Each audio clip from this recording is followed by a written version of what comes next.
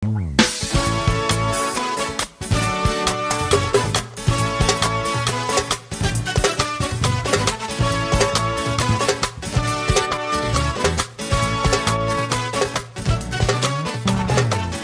tur ñaangook baykat bay mbokk bay dugub ñu dundee naaj bi di tànk ñuy sentu taw see dee leen jàmbaar yee see dee leen jàmbaar yee su nawetalee ñuy sentu taw soo ko wedee demal bawal mbaa nga dem Bawalu Mbuuj see dee leen jàmbaar yee see dee leen jàmbaar yee su noor jotee ñuy wër di lekk su tàmbalee xiin ñuy sentu taw su tawee su tawul ñuy fay bor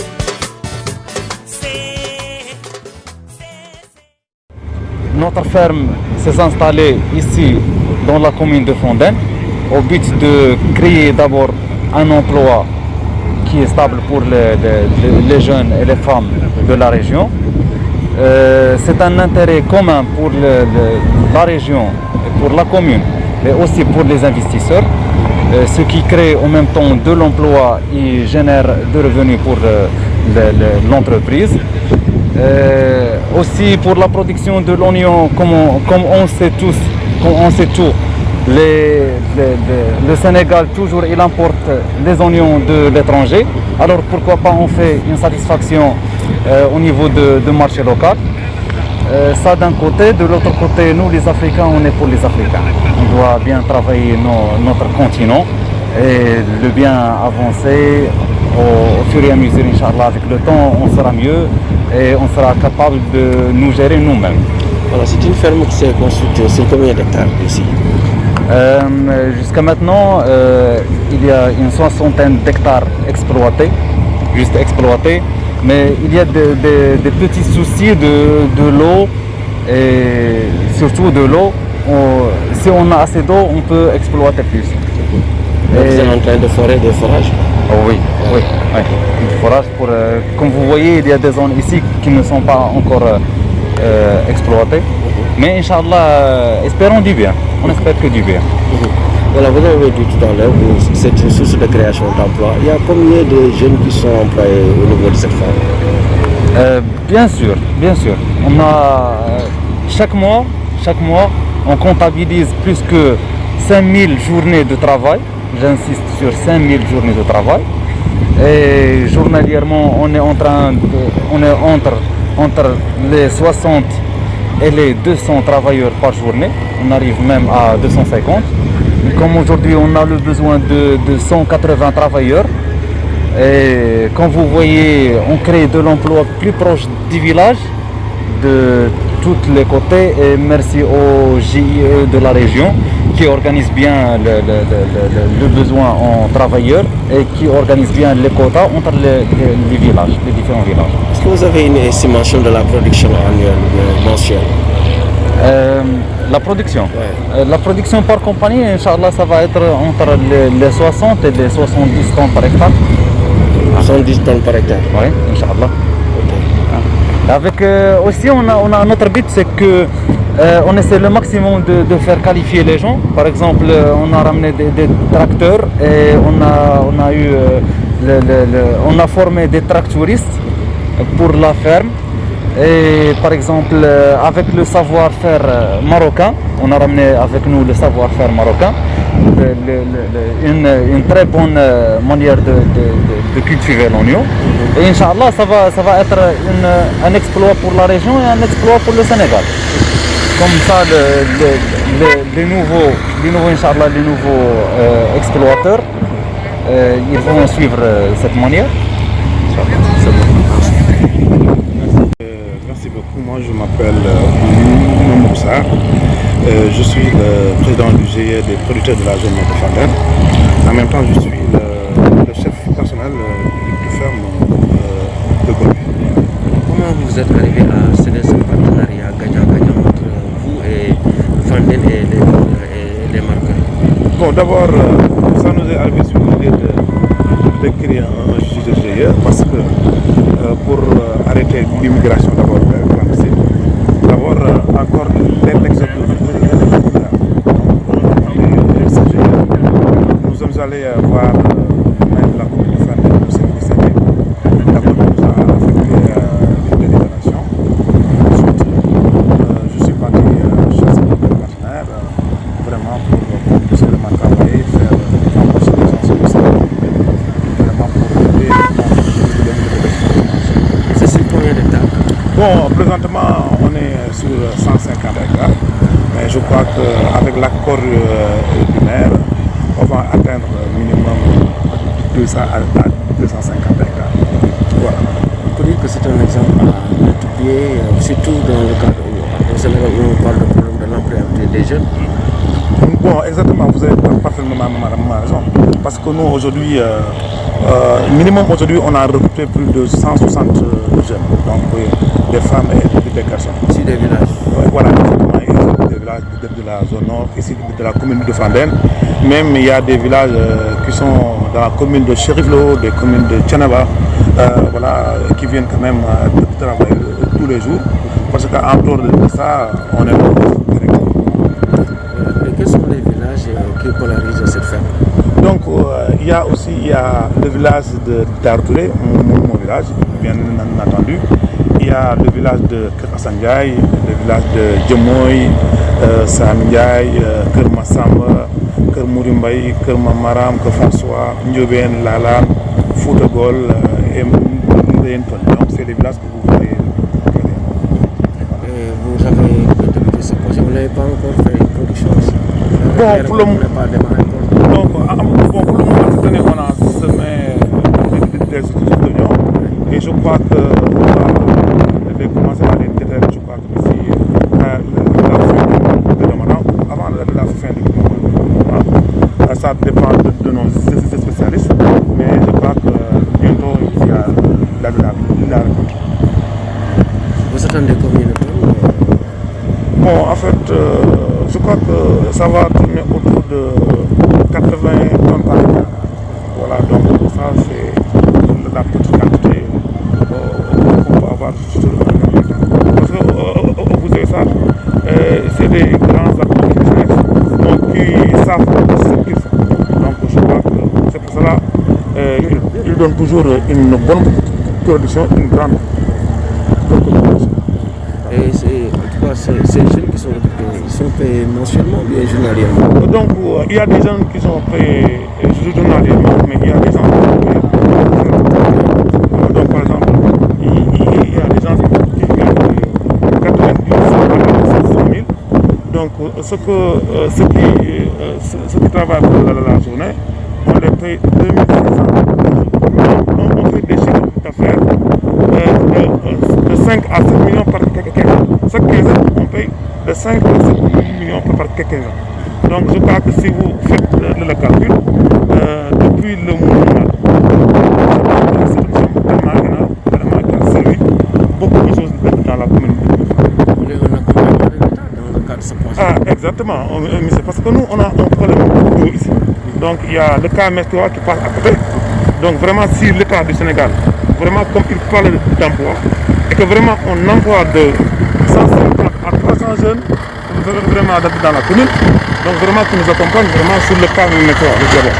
Donc le cas Mestua. Deuxièmement, il y a des hectares qui restent. Vraiment si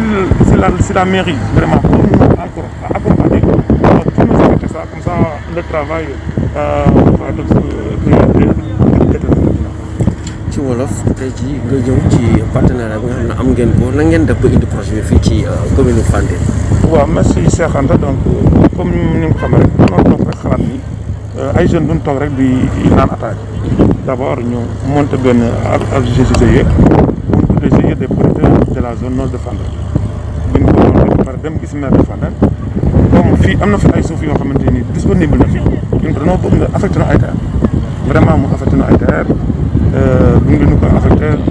ma gis benn partenaire y a ay Marocains donc ils font un excellent travail donc ñu signé benn contrat ak ñoom Donc contrat bi c'est une location annuelle. Donc il paie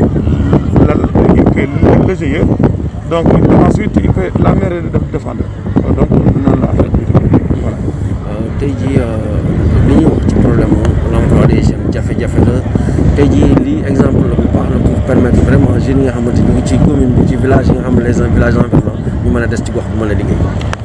Donc comme ni nga ko wax rek ñun loolu la xalaatoon au départ parce que exode rural moo fi donc ñoo xam ne nii ay Thiès ñi nga xamante ni mënu ko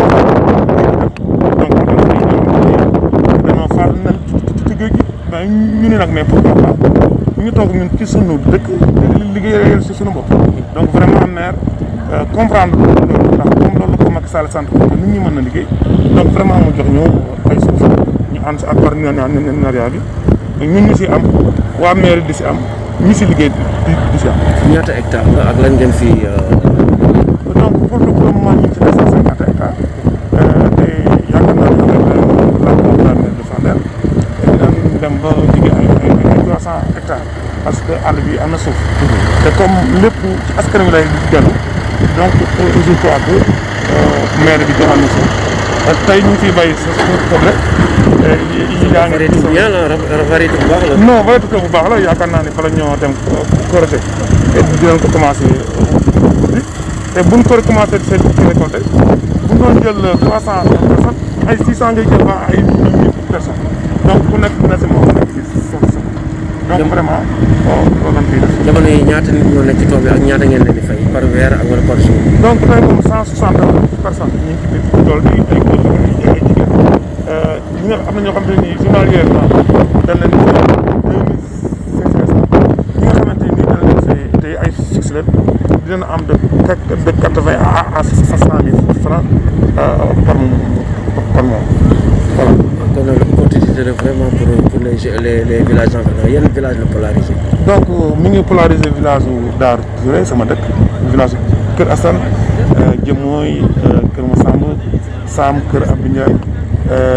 Lala Ndiobène Thialé Kër Mourou Mbaye Kër Mamaram Kër François waa Fouta Gol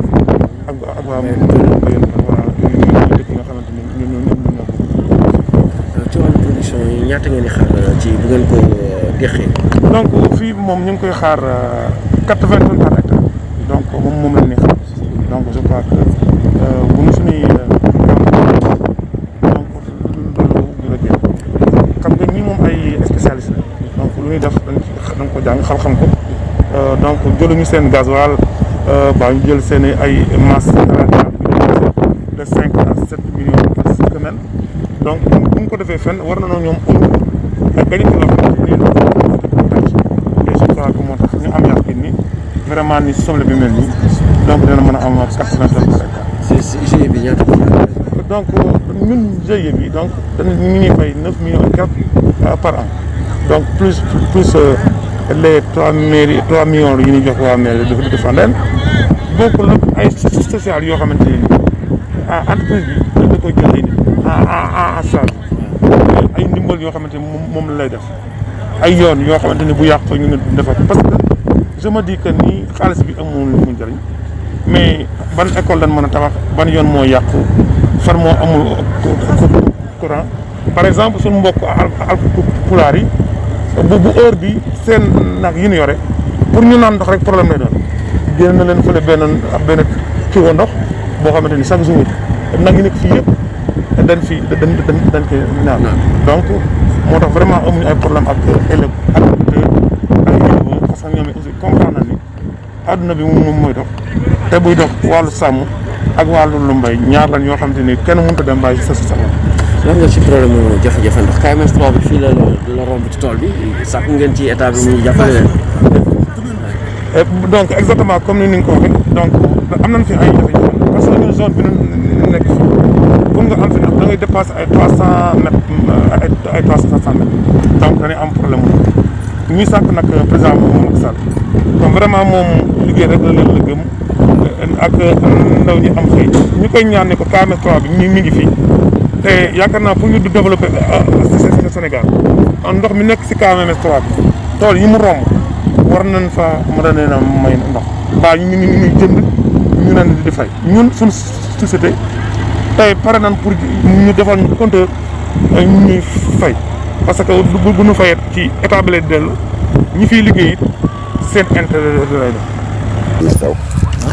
Mouhamed Sow. Mouhamed Sow waaw. waaw yow naka ngeen di organiser fii pour organiser jigéen ñi fii ci wàllu tool bi. macha allah ñu ngi leen di ziare bu baax a baax. leen delloo njëkkal bu baax macha allah. waaw tool bi moom wax dëgg yàlla am na fi njëriñ trop macha allah wax dëgg yàlla ndax suñu jigéen ñi dañ doon dem fu ne roy wut am xëy dem jasam dem ci yeneen tool yi kon nag lii su amee fii wax dëgg yàlla suñu ferte la ñun ñëpp wax dëgg yàlla di sant ñoom Fatou ñu wax dëgg yàlla ginnaaw yàlla sonn nañ ci lool lépp ñu jaajëfal leen ci bu baax waaw jigéen ñi nag wax dëgg yàlla suñu ay yaay ñu ngi fii suñu ay papa suñu ay tanta te wax dëgg yàlla ñu neex jiite lañ wax dëgg yàlla xam nga jiit yombul kon nag wax dëgg yàlla bu am na yéen wax suñu la ko yéenee rek képp ku la ci teg loxo rek wàññi na la bisaay bi wax dëgg yàlla ñoom ñu neex a organisé lañ tamit da ngay fekk ñoo xam ñu ne la mag fuuf mais da nga laa def leen lii ñu def duñ ci incité kon nag loolu wax dëgg yàlla ñu koy sant yàlla bu baax waaw wax dëgg yàlla moom suñu neexoon tamit ñi suñu kii ñoo ko mag wala yaa lii tamit mënuñu diriger mais tamit xoolawuñ foofu quoi wax dëgg yàlla tool bi am na fi njëriñ bu baax a baax ñun nag li ñuy wax dëgg yàlla mooy lan ñu gën ñu jàppale bu baax a baax te xam ne njiit dafa metti wax dëgg yàlla ñu ci dis ak ñu doon waxtaan ak ñoom wax dëgg yàlla xam nañ ñun incha allah lépp lu ngeen bëgg incha allah dinañ leen ko taxaw bu ngeen am mu ci wàllum contrat yi lépp incha allah dinañ am te olof yàlla bu wax nit ku la jox ndek jox la su la diggee ba nga gëm wax dëgg yàlla ñu am nañ yaakaar ne loolu noonu dina am wax dëgg yàlla ñu tool bi fi dara nekkul woon ñu ñoo fi ñëw di ko ruuj ba mu mel nii lépp ñoo ko samp kon tey su demee ba mel nii rek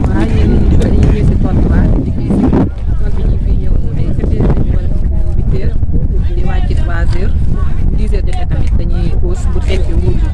10 heures jotee dañuy pause pour ndékki ak naan après ñu continuer waat suñu liggéey. waaw tool bi ñu ngi ciy liggéey tool bi am na solo parce que ñu ngi ciy liggéey daan suñu doole di dimbali suñu njaboot di dimbali tamit suñu borom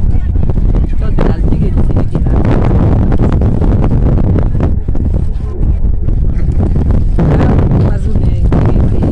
2500.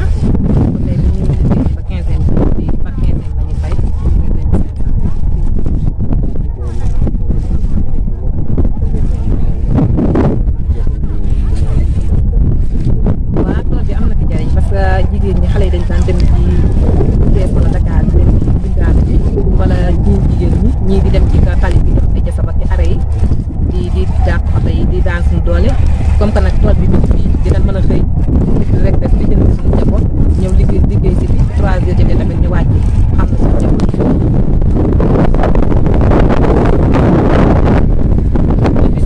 xanaa bu ñu gën a yokk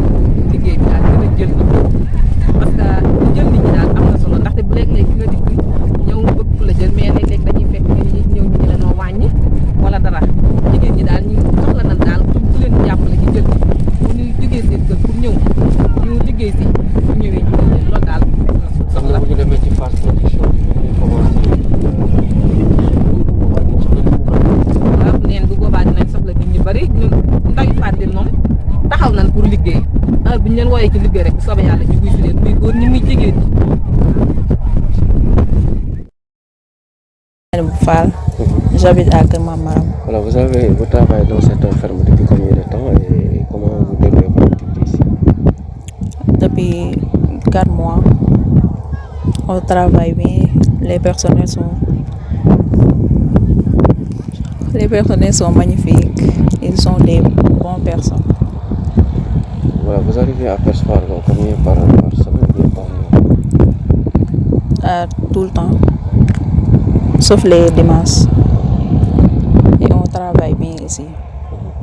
Et ça, c'est pas une source de création d'emploi pour vous. La plupart des femmes qui sont dans ces villages-là partent jusqu'à Dakar ou bien Thiès pour trouver du travail. Donc, ces champs vont permettre de rester au terroir. Oui, parce qu'on n'a pas le moyen pour aller à Dakar. On peut le moyen pour rester ici. Parce que c'est ici qui... Travailler et gagner votre vie, quoi. Oui. Alors? On travaille ici pour gagner notre vie. C'est bon, bah. C'est bon. N'est-ce pas, puisse trouver un emploi. Et ceci depuis déjà, ici ça fait depuis déjà 2 ans. Il y a déjà 6 ans que nous travaillons dans une autre ferme et nous avons trouvé sur place une ferme, la ferme Senfruit, qui avait déjà été initiée par nos prédécesseurs. Donc c'est pour dire qu'il y a eu une continuité et aujourd'hui, donc il y a un certain nombre de jeunes, hommes comme femmes, qui travaillent dans cette ferme. Mais je ne pourrais ne pas féliciter donc les promoteurs de cette ferme. En l'occurrence nos amis marocains qui ont bien voulu échanger avec les populations et en arriver à cette structure. Le GIE donc, qui est venu nous voir pour demander à ce que l'on puisse leur faire une délibération pour les champs contigus à cet endroit. Et aujourd'hui, ils sont en train de prouver qu'ils sont à la hauteur. Je pense que, monsieur le directeur, je vous remercie pour ce que vous faites pour mon terroir. Le problème premier, nous avions dit qu'il fallait de l'eau de boisson. Ensuite, nous avions dit qu'il fallait travailler à électrifier. Et après, nous avons dit qu'il faut aussi des pistes. Aujourd'hui, des pistes de production, il y a des routes bitumées, je pense que ça ira de l'avant. Nous avons aussi travaillé à l'allègement des tâches des femmes. L'éducation, évidemment, n'a pas été en reste, ainsi que la santé. Mais aujourd'hui, nous sommes là pour l'agriculture. L'agriculture qui est capable d'absorber donc, énormément donc, de jeunes dans le cadre de cette exploitation. Donc, c'est pour dire que je suis entièrement satisfait. Nous sommes ici sur 71 hectares, si je ne me trompe. Exploités sur 98 prévus. Mais nous sommes très satisfaits de ce que nous voyons ici. Ils emploient tous les jours de 200 à 300 jeunes qui travaillent donc ici. Et si je ne me trompe aussi, ce sont des millions qui sont injectés à la fin de chaque semaine, n'est-ce pas, pour ceux-là qui travaillent ici. Donc c'est une satisfaction et je pense que c'est en droite ligne avec la vision de Monsieur le Président de la République qui veut que ces jeunes restent ici, qu'ils ne prennent pas la mer, qu'ils restent ici, qu'ils travaillent sur le territoire. Et je pense que ce n'est que satisfaction pour le maire que je suis. Et ce partenariat gagnant-gagnant est à magnifier aussi. Oui, je pense que c'est une chance en tout cas. Ce partenariat, je pense que nous avons tous les deux, donc, compris. Et les populations aussi, surtout le président du GIE qui s'est vraiment bagarré, Moutsar, qui s'est vraiment bagarré pour que ce projet donc, puisse voir le jour avec tous ses collaborateurs, avec les chefs de village, avec les imams, avec l'ensemble des populations de la commune de Fandène. Cette ferme, elle est dans la zone nord, mais c'est une ferme de la commune de Fandène. Alors, tu vois, le frère qui t'a dit qu'il a un si tool yi nemmeeku yéen lan nga ci gën a jàngat rawatina ndaw ñoo xamante ne daanaka lii seen tooguwaay la ngir mën a amam xëy fii ci dëkk bi. waaw xam naa am mbégte rek jëkk gërëm ñi nga xam ni liggéey nañu pour que projet bii n'est-ce pas mën a am di ci gërëm bu baax moo xam chef de village yi moo xam imam yi moo xam jeunes yi moo xam responsable yi nekk ci commune bi moo xam conseillers yi samay xarit samay wëllëre yi ñi nga xam ni sonn nañ ci balaa ñuy donc teg lii en place président donc GIE bi Modou Sarr aussi liggéey na ci lu am solo ñëw na ànd ak mbooloo ñu waxtaan ba yàlla def tey ñu déggoo ak ñi nga xam ne ay marocains la ñu ñoo yore seen ay moyens ay milliards ñu investir ko fii pour que lii n'est-ce pas am lii nag may nañu occasion pour jox suñu doom yi suñu rakk yi liggéey xëy donc loolu am solo la ay millions chaque semaine dinañu ko dugal ci biir commune bi yaakaar naa loolu aussi lu am solo la moom lañ doon xaar en tout cas ci ñun moom lañ jéem donc ñoom dinañu xam ndax baax na wala baaxul mais gëm nañu ni li président de la république bëggoon ci gox-goxaan yi moom la ñu def fii ci commune Fandène dañ ci am mbégte di sant parce que li ñu fi gis ci récolte bi nga xam ni récolte bi yëpp dañu koy écouler Sénégal maanaam amul dara lu ñuy exporter man bu njëkk sax dama yaakaaroon dañuy exporter mais lépp lu ñu fi produire sur les 70 hectares moom fii lañ koy jaayee ci biir réew mi donc loolu mbégte la gis ngeen donc soble bi rafet yaakaar naa soble importé bi ñu doon wax mooy lii donc bu ñu ko produire fii yaakaar naa mbégte rek lañ ci war a am donc dama leen di gërëm di leen sant bañ a fàtte kenn maa ngi gërëm ñëpp sant ñëpp ci li nga xam ni en tout cas def ngeen ko pour que projet bi ñu mën ko am. lii ni su bëree dina tax xale yi doot nañu jël gaal gi. ñoom ñoo ko waxal boppam yaakaar naa ñoom dama leen koy may parce que ñoom ñoo ma ni ñoom dematuñu donc Barça. rahmatullah ñu ngi nuyu mbooloo mi fi teew yëpp jiital ci monsieur le ministre maire de Fandène Augustin Tine ñu ngi lay nuyu di la wàcce sa wàccuwaay di nuyu aima yi fi teew yëpp suñu baay Babacar Sarr suñu baay Cheikhou Omar ak mboolem aima yi nekk ci seen gannaaw wax na Modou Ndaw Ndiaye ma ni ko jarul ñu yëkkati kàddu ndax ñun programmé wuñ woon yëkkati kàddu bi ma ñëwee kaang ni kàddu bërëb bi yow lañ ko jox dama ni ko déedéet bërëb bu ne ña fay yëngutu ñoo xam na muy demee jox leen ko ñi fiy yëngutu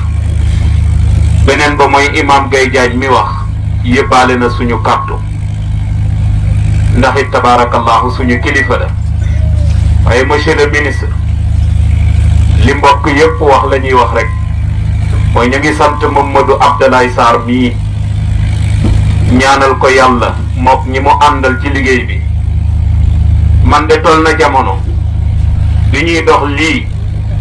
daana nu ñëw kër ga fekk ma fa waaye daanañu fa toog ba mën ma tëdd te ñoom réunion bi ñuy réunion du jeex yenn saa daanañ wax ba wax ja xumb ma tooñ ko ndax sama sang la man leen baalu da ngeen ma bëgg a jaay waaye ndekete lii mooy li ñu doon dox mu jaral leen guddee àll mu jaral leen dox naaj dox guddi waaye bi mu sottee askan wi yëpp xam nañ ne njariñ lii moo leen taxoon di dox kon Mamadou Abdoulaye Sarr ñu ngi lay sant di leen ñaanal yàlla parce que itam bu ñuy wax patrimoine dëgg lii la patrimoine dëgg buñ koy wax lii la li fi say maam ak bàyyi nga ñëw war ko téye win boo xam ne ëllëg say doom duñu laaj anamu doo leen mën a wax dara lii mooy patrimoine kon nag tabaarakallahu gën a soññee rek ci mbooleem ñi mu jiite ndax jiite dafa metti wax na ni muy liggéeyee nii muy waxee nii jiite moo metti rek moo tax mu waxee noonu yéen ñiy liggéey ci bërëb bi ku ci nekk fa muy suturu di fay jël teraangam cër bu mu ko joxoon war na ko gën a dolli ci ni fii laay xëy boo ko amut woon mën nga xëy toog ci sa keppaar te doo ca gañe dara lii ngeen nuy woo tout le temps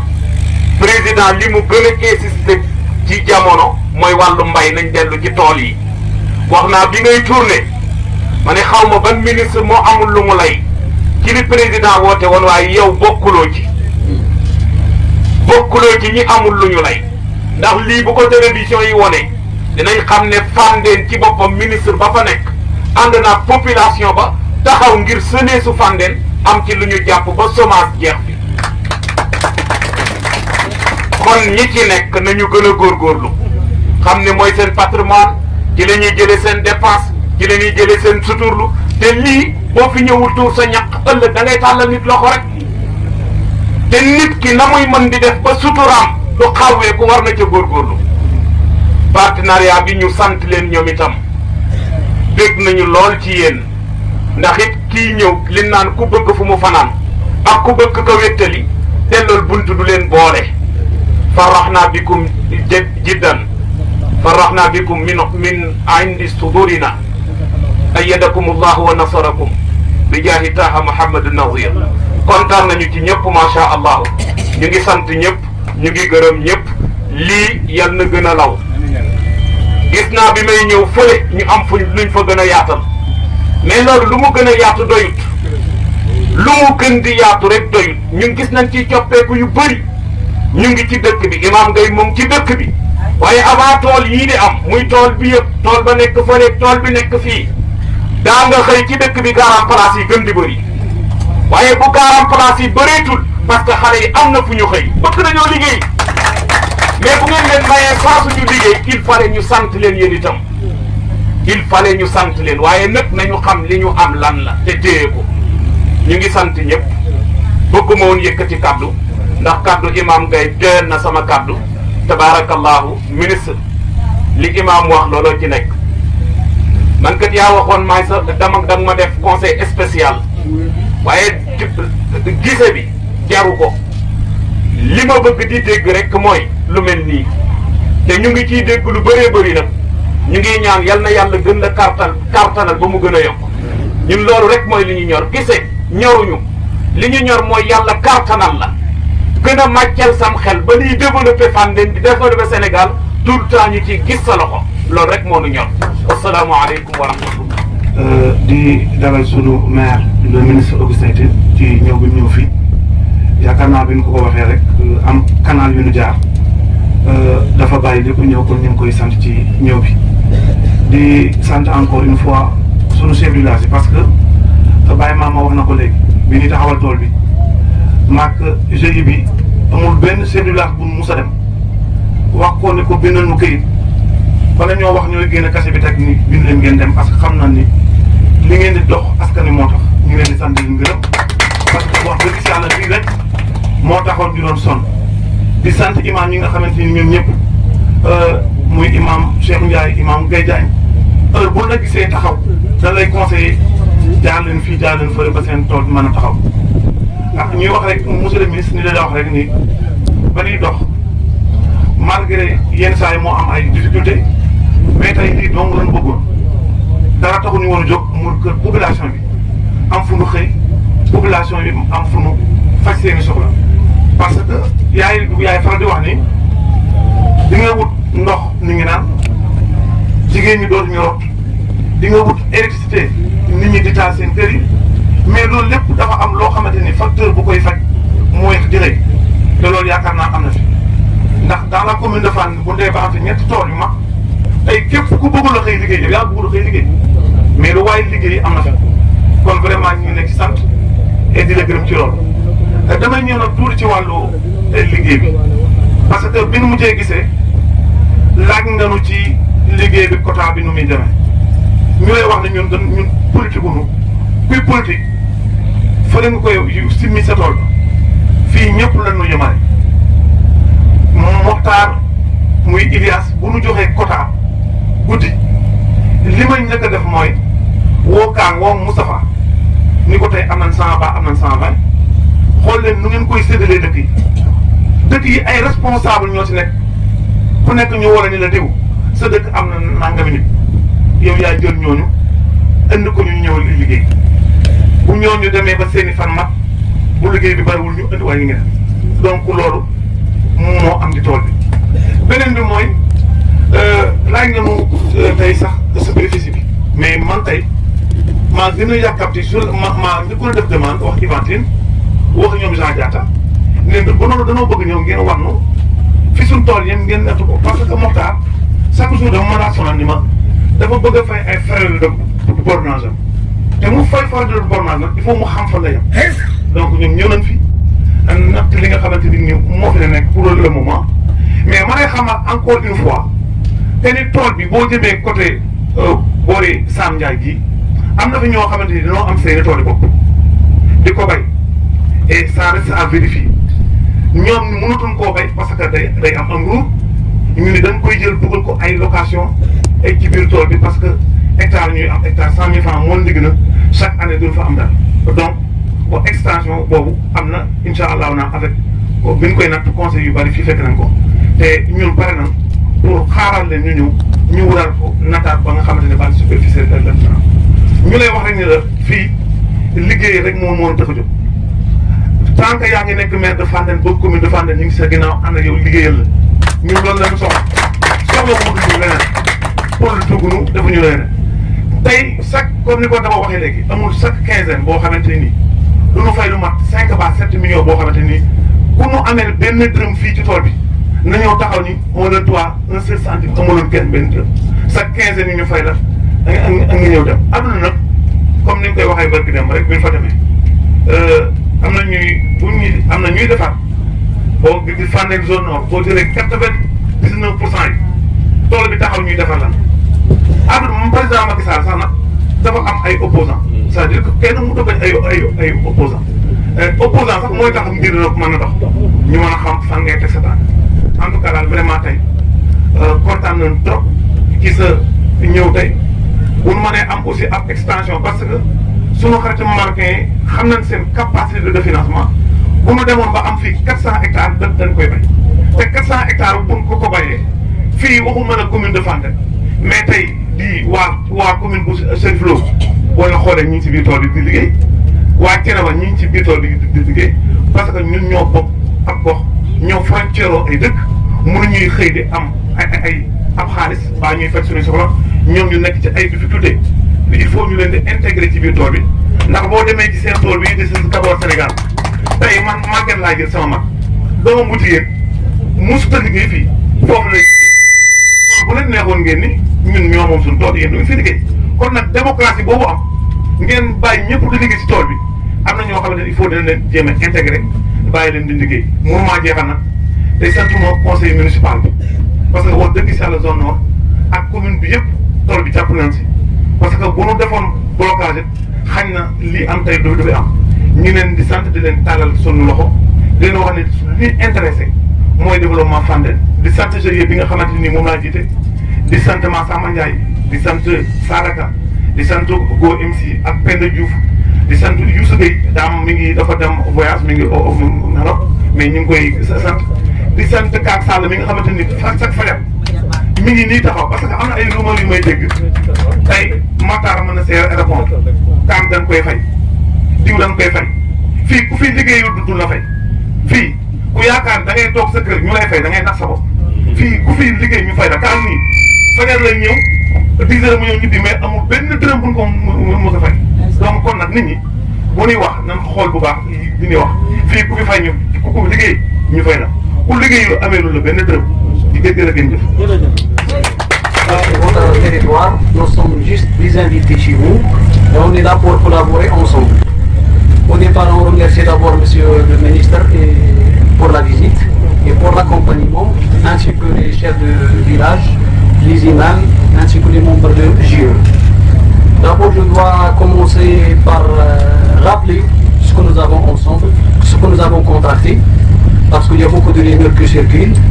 Nous avons contracté avec M. Sarr et la mairie, en présence de M. Augustin, 98 hectares. Et on a voulu commencer la totalité en même temps. Et malheureusement, il y a des choses qui nous dépassent, à savoir les ressources hydriques. On est en train de creuser, comme vous voyez. Et on est en train d'électrifier quelque chose qui ne dépend pas de nous, il dépend de l'administration. Alors on a pu exploiter ce qui est déjà clôturé, ça fait presque 70 ou 71 hectares. Le reste, savoir 27 hectares, il se trouve à côté de la forêt. Alors on ne peut pas faire double investissement, ça veut dire commencer ici et partir là-bas, alors on n'arrive même pas à terminer les 71 hectares. Déjà, on peut dire qu'on n'a pas de problème sur le ministère avec les villageois, on est bien accueillis, il n'y a pas de problème que ce soit de nature... Alors on est bien accueilli comme on a dit, il y a une disponibilité de main d'œuvre, il y a une discipline, alhamdoulilah le GIE fait son rôle, à savoir un recrutement par tour de rôle à travers les villageois, à travers des quotas. Nous on n'intervient pas, juste on donne le nombre et c'est au GIE qui fait le dispatching. Comme j'ai dit à M. le ministre, il y a des grandes potentialités dans la zone. Déjà on a commencé avec le Soblé. Déjà, avec le Soblé, on a une large expérience dans la commune de Tassette et on arrive là-bas à exploiter 300 hectares et on n'a pas de problème, que ce soit sur l'écoulement ou sur le volet technique. Comme j'ai expliqué à tous les opportunités qui m'ont été ouvertes par M. le ministre, il n'y a que l'agriculture qui peut absorber ce chômage dans le pays. Si on compte le Sénégal, il y a 62% de la jeunesse. Il n'y a aucun secteur, croyez-moi, et on a une large expérience dans ce domaine au Maroc, il n'y a aucun secteur qui peut absorber ce chômage. Il est impossible de sauter les étapes et d'aller vers l'industrie et de laisser l'agriculture. C'est le seul secteur qui peut absorber ce chômage. Et étant donné qu'il y a la terre, il y a du soleil, il y a une main d'œuvre, il y a de l'eau, et il y a un marché. Déjà l'État il fait un grand effort de protéger les agriculteurs. Parce qu'au moment où le produit est disponible, l'État il a gelé toute importation. Que ce soit pour la pomme de terre, que ce soit pour l'oignon, pour la carotte. Et on est en train de se battre, monsieur le ministre, pour geler l'importation du chou. Comme je vous expliquais, c'est la deuxième alternative pour étaler le cycle de production. Alors il y a des grandes opportunités. Nous sommes là pour investir. Nous on a mis notre argent pour les 98, mais Dieu est grand. On attend toujours de satisfaire d'abord les ressources, les besoins hydriques pour ce qui est déjà semé. Mais Inch'Allah, on va terminer dès l'année prochaine les 98 hectares. Voilà. Et je confirme encore qu'aucune exploitation ne va se faire sans l'accord des villageois et la mairie et la sous-préfecture. Ça, on ne peut pas commencer à négocier à droite à gauche et exploiter sans à informer la commune et les chefs de village. Voilà, je vous remercie une autre fois pour la visite. Nous sommes à votre disposition et on est là, en cas de besoin, on est là, soit à travers la mairie, soit à travers ça. Et les petites choses, on est toujours disponible à le faire. S'il y a des choses qui dépendent de la mairie, on est prêt à collaborer avec la mairie dans un cadre officiel. Et merci à tout le monde. nuyu ñëpp ñi fi teew jiital ci nuyoo bi chef de village yi imam yi ak mboolem kilifa bu fi nekk di nuyu bu baax suñu xarit El Mokhtar di nuyu le président du GIE di nuyu ñëpp di am mbégte yaakaar naa bés bii bés bu rëy la ci Fandène ci commune Fandène. Je pense en 2014 desoon nañu fi forage te dégguma kenn wax ko desoon nañu fi forage waa zone nord dañ ko fàtte wala da ngeen ko fàtte loolu boobaa bu ñu ko mënoon yaakaar naa nëgët nii am na lu ñu xaw a niroog lii yaakaar naa bi ngeen ñëwee Fandène di wax lii amoon naa mbégte yaakaar naa jour boobu am na lu ma def ndax am mbégte ci li ngeen di def beneen bi waa Fandène bi ñu defee fële waa Fandène yaabu yi bu ñu defee seen tool mbégte bi mu ci am ñoom xamuñu ko sax comprendre ñu parce que xamoon naa ni loolu dina tax xale yi am xëy newoon naa leen courant baax na waaye il faut ñu fay ko am na sama mbokk yi ci Diayane sama mbokk yi dama leen waxoon ni courant bi dina ñëw boobu ñi ñuy wax opposant ñu ni day wax rek courant du ñëw man ne leen courant bi jaaxaluma li ma jaaxal kay mooy li ngeen koy fayee yaakaar naa Ndam Ndiaye waxaat na ko fi parce que courant bi bu amee il faut ñu mën ko fay donc il faut xale yi liggéey lii de moo doon suñu gis-gis parce que nee naa leen ñun dañoo am chance dem tukki bitim réew am lu ñu fa gis ba ko indi fii nee naa leen dëkk bu nekk dina am ndox dina am courant dina am yoon te waa zone nord dama leen ni dina amati yoon laa wax parce que moom la ñu gëm mooy suñu engagement seen suuf si soxlawuma ci mètre carré bi gën a tuuti soxlawuma ko ci El Mokhtar mi ngi nii xaw ma numéro téléphone am mosuma ko woo xaw ma numéro téléphone am kaa ñu jëflante defal nii ak man ba mi ngi nii yoruma numéro ki nekk Sabor xaw ma numéro téléphone am seen fu ñuy waxi noppi bu ñuy wax dañuy wax ak responsable yi nekk mairie mais aw ma ci wax kenn di am lu may def ak moom dama bëgg mu leer rek pour ngeen xam man nan lay fonctionner sama engagement nee naa leen yéen la du keneen aw ma beneen engagement bu dul yéen amul dara lu ma ciy wut li ma bëgg mooy ngeen am liggéey moo tax tey ma am mbégte bu rëy Mokhtar merci beaucoup Mor Sarr merci beaucoup ak sa équipe ak waa zone nord parce que dama mani forage bi ba mu ko defee parce que dama wër commune Fandène ni président wëree Sénégal noonu laa wëree commune Fandène bi ma demee fii gis naa ni ñii ay liggéeykat lañ ma ne balaa ñuy def dara bu ñu amee occasion nañ leen defal forage kii nag dafa ñëw ak doole andi ay milliards am investir fii pour ñu liggéey donc dañu ko ciy gërëm dañu ko ciy sant bu baax a baax am yaakaar ni suñu njëriñ lay doon njëriñu commune Fandène mooy njëriñu Sénégal aussi parce que kii mën na nekk exemple ci ñu bare parce que ay doomu dëkk bi la maanaam commune Fandène ñëw xëy am looy yóbbu sa kër loolu lu am solo lu am solo la doo ñaan tàllal loxo chaque jour mënta nekk donc il faut nga liggéey pour mën a yor sa bopp pour am sa dignité takk jabar am sa njaboot mën leen dugal école mën leen tette desaat nañu yeneen programme kii programme mbéy la pour xale liggéey maa ngi leen koy waxaat xale bi moo xam français la moo xam arab xale yi nañu dugg école waxaat naa leen ko maa ngi leen koy waxaat jàng mënta ñàkk moo xam arab la moo xam français na nga mën a calculer bu ñu la fayee nga xam ne li ñu la fay mat na au moins mbirum santé wax nañu ci dañuy fexe ba mu yàgg poste de santé yi wax nañu ci yàggul am na soxna Awa Bal am na lu bare loo xam ni war nañu ko ci def donc c'est un tout ñun ñëpp nag dañu war a ànd ci liggéey boobu